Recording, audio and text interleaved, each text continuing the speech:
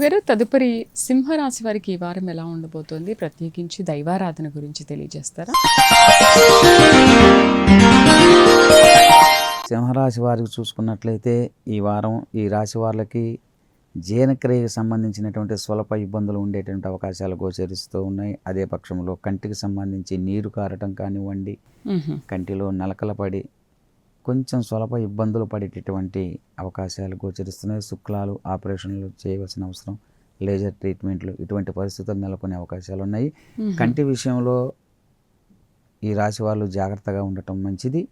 అదేవిధంగా ఆహార నియమాల్లో శ్రద్ధగా సమయపాలన తప్పనిసరిగా పాటించటం అనేటువంటి వస్తుంది. ప్రయాణ విషయాల్లో జాగ్రత్తగా ఉండాలి. ఇతరులతో మాట్లాడేటప్పుడు మీ తప్పు లేకపోయినా మిమ్మల్ని ఎదుటి వ్యక్తి మాట్లాడుతూ ఉన్నప్పుడు అయినా సరే మీరు మౌనం వహించడం అనేది మీరు మంచిది. లేని ఎడల మీరు లేనిపోని కొత్త అపవాదులని మోసి అవమాన పాలయ్యి మానసికానికి గురి కావాల్సి వస్తుంది. కాబట్టి కొంత జాగ్రత్తలు అవసరం.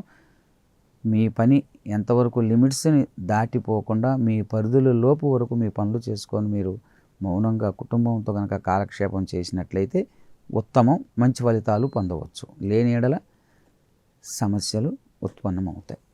కాబట్టి శివాలయంలో అభిషేకం చేయటం, అట్లానే రాహువుకి దుర్గా సూక్త పారాయణం చేసుకోవటం కానీ, ఆంజనేయ స్వామి ప్రదక్షిణాలు చేయటం కానీ ప్రతిరోజు కూడా, ఇవన్నీ కూడా మీకు మంచి ఫలితాలు ఇస్తాయి. ఇవి అంటే కంటి సమస్యలు రావచ్చు అంటే ఇప్పుడు ఆ నక్షత్రం పాదాలని బట్టి కూడా వస్తుంది కదా?